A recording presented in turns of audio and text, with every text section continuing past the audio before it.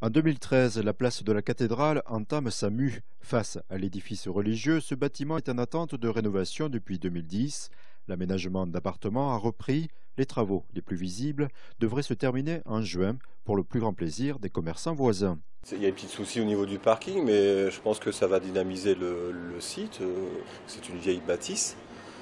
Et sachant qu'ils vont faire des appartements, enfin dans cette vieille maison, ça va faire revivre cette vieille bâtisse et puis dynamiser le quartier aussi.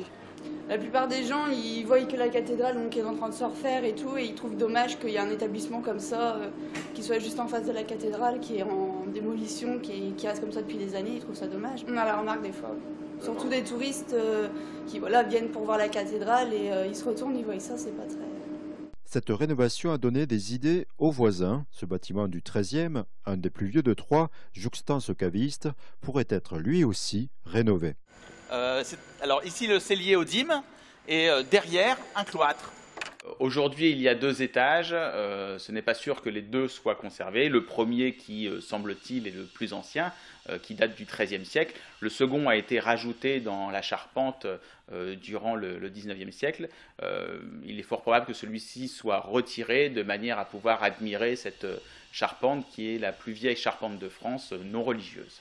Déjà utilisé occasionnellement pour des dégustations, l'histoire de ce lieu alimente à chaque fois les conversations. En fait, c'était le cellier aux dîmes jusqu'à la Révolution française où les hommes d'église se sont fait pendre sur le parvis de la cathédrale.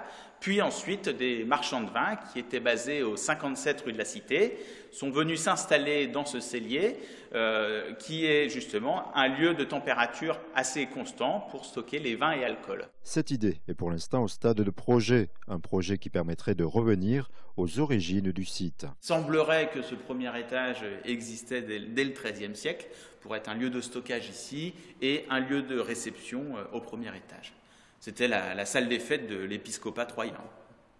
On suppose même peut-être que Jeanne d'Arc, passée en 1429 à Troyes, si elle a bu un verre, ce serait ici. Aucune date n'est arrêtée. Pour l'instant, la réflexion porte sur la pertinence économique de ce projet de rénovation.